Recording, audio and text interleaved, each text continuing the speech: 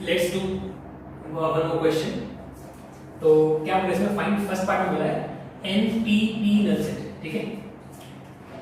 Power set of null set में कितने elements आएंगे वो बताना है हमको, ठीक है। सो सॉल्यूशन हमको ये पूछा है NPP नल सेट, ओके। फिर वही बात लिखूंगा कि अगर किसी सेट A में m एलिमेंट्स हैं तो उसके पावर सेट में 2m एलिमेंट्स होंगे, ठीक है। So let us begin.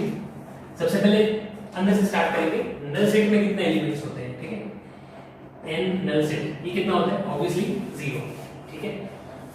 तो NP नल सेट कितना हो जाएगा, 2 इसका जो भी आंसर आया है एक p बढ़ाने पे 2 के पावर में उस आंसर को भेजना पड़ेगा आपको।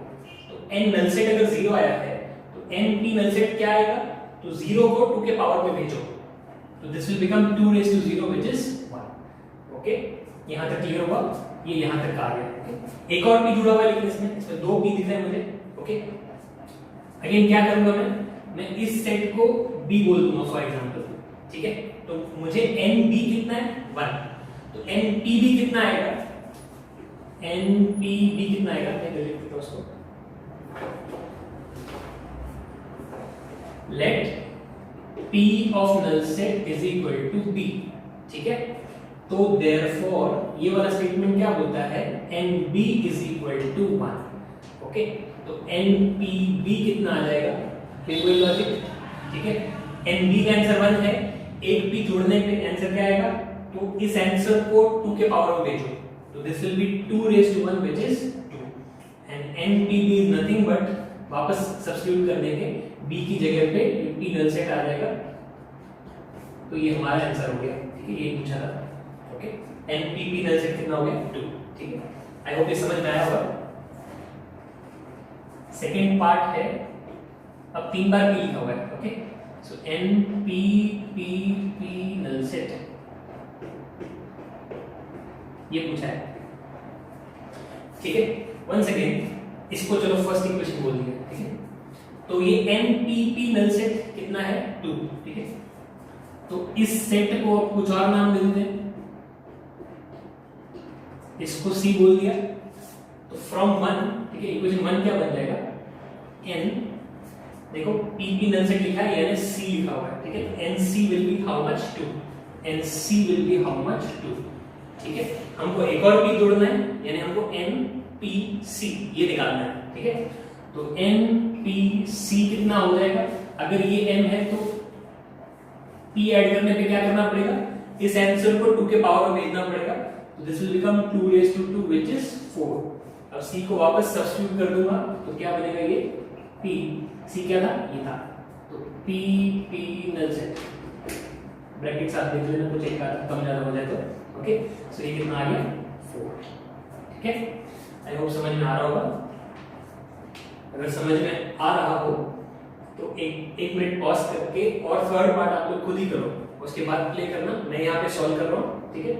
आप लोग थर्ड वाला पार्ट खुद ही करो, उसके बाद क्रॉस चेक कर लेना, और ये अगर किसी को नोट करना है तो नोट कर सकते हो पॉज करके।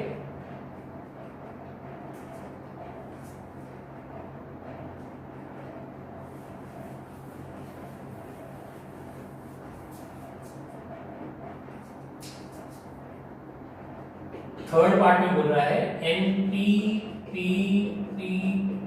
Null set, okay. 4 बार भी आया, ठीक है।